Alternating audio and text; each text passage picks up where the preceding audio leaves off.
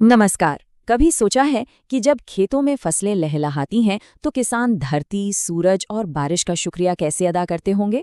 तो चलिए आज हम सरोजिनी नायडू की एक बहुत ही खूबसूरत कविता हार्वेस्ट हिम को समझते हैं, जो असल में किसानों का एक दिल छू लेने वाला आभार गीत है। ये कविता लिखी है सरोजिनी नायडू जी ने, जिन्हें हम सब प्यार से भारत कोकिला या द नाइटिंगेल ऑफ इंडिया के नाम से भी जानते हैं। पता है ऐसा क्यों कहते हैं? क्योंकि उनकी कविताएं ना कोयल के गीत की तरह ही बहुत मीठी और संगीतमय होती हैं। और ये कविता भी बिल्कुल वैसी ही है। अच्छा, कविता में उतरने से पहले इसके नाम को समझते हैं। हार्वेस्ट हिम, इसमें ये जो शब्द है हिम, इसका मतलब होता है एक भजन या ऐसा गीत जो किसी की तारीफ में, किसी की पूजा में गाया जाए। तो इस कविता में किसान सब मिलकर प्रकृति को धन्यवाद देने के लिए गा रहे हैं। ये कविता ना अलग अलग आवाजों में बंटी हुई है। तो सबसे पहले चलिए सुनते हैं कि जो पुरुष किसान हैं वो क्या गा रहे हैं और किसे धन्यवाद दे रहे हैं। तो कविता की शुरुआत में ही पुरुष किसान सीधे सीधे सूर्यदेव से बात कर रहे हैं। वो सूरज को सिर्फ एक आग का गोला नहीं बल्कि एक पालनहार मान रहे हैं। तो यहाँ वो कह रहे हैं, हे फसल के स्वामी, ये आपकी ही कृपा है, आपकी ही धूप की मेहरबानी है जिसने हमारे बोए हुए बीजों को पनपने दिया और हमारी मकई की फसल को बड़ा किया, उसे पकाया।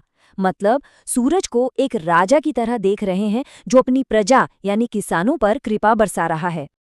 और उनका ये जो धन्यवाद है ना, वो सिर्फ शब्दों में नहीं है। देखिए, वो सूर्यदेव को अपनी सबसे कीमती चीजें भेंट कर रहे हैं।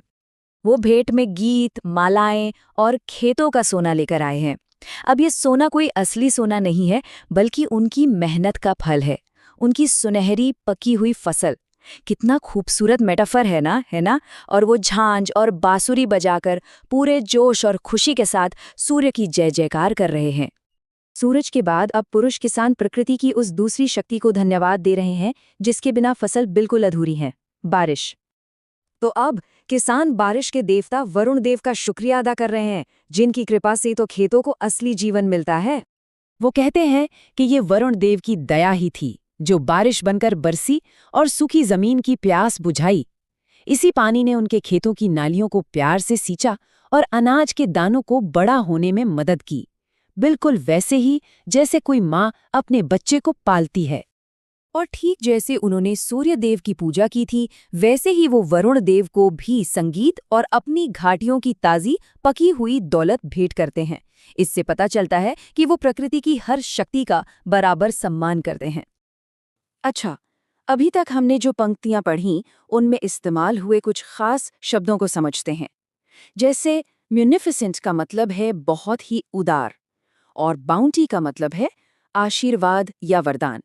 देखिए, इन शब्दों से पता चलता है कि किसान प्रकृति को सिर्फ एक साइंटिफिक प्रोसेस नहीं बल्कि एक देने वाली, एक कृपालु शक्ति के रूप में देखते हैं। तो पुरुषों के बाद अब सुनते हैं कि महिलाएं किसका धन्यवाद कर रही हैं। उनकी आवाज में एक अलग ही ममता है। अब बारी है महिलाओं की, और वो सीधे सीधे धरती माँ की पूजा कर रही हैं। उन्हें एक माँ, एक रानी के रूप में देख रही हैं। वो पृथ्वी को एक सर्वशक्तिमान और प्यारी माँ कह रही हैं। वो कहती हैं कि धरती का बोझम यानी आंचल ही है जो हम सबका पेट भरता है, और उसकी वूंब यानी कोख से ही हमारी सारी दौलत, हमारी फसलें जन्म लेती हैं। ये एक बहुत ही गहरा और सम्मान से भरा रिश्ता है ना?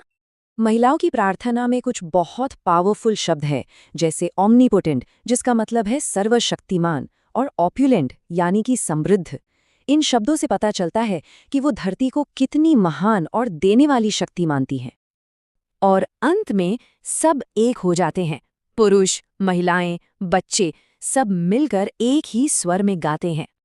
कविता के अंत में सब मिलकर उस एक परम शक्ति को याद करते हैं जो हर चीज का, हर कण का स्रोत है। वो कहते हैं, आप ही बीज हैं और आप ही फसल काटने वाली हंसिया भी। जरा सोचिए, इसका कितना गहरा मतलब है कि आप ही जीवन की शुरुआत करने वाले हैं और आप ही उसका अंत भी। और फिर वो अपना पूरा जीवन और अपनी सारी मेहनत उस परमेश्वर को एक भेंट के रूप में समर्पित कर देते हैं। और अंत में ये कुछ बहुत ज़रूरी शब्द हैं। साइथ का मतलब है हंसिया, जो कटाई का प्रतीक है, और सकुर का मतलब है संकट में सहायता। मतलब किसान ईश्वर से सिर्फ फसल ही नहीं बल्कि हर मुश्किल में सही रास्ता दिखाने और देखभाल करने की भी प्रार्थना कर रहे हैं। तो इस पूरी खूबसूरत प्रार्थना के बाद आखिर इस कविता का गहरा संदेश क्या है? सरोजिनी नायडू हमें क्या सिखाना चाहती हैं? असल में देखें तो ये कविता हमें 4 बहुत गहरी बातें सिखाती है। पहली, कि प्रकृति का हमेशा आभार मानना चाहिए। दूसरी, हमारी मेहनत ही हमारी सबसे सच्ची पूजा है। तीसरी, कि ईश्वर सिर्फ मंदिरों में नहीं बल्कि बीज से लेकर फसल तक हमारी मेहनत में हर चीज में मौजूद है। और चौथी, जब हम सब मिलकर प्रार्थना करते हैं तो उसमें एक अलग ही शक्ति होती है। ये कविता हमें एक बहुत ज़रूरी सवाल के साथ छोड़ जाती है।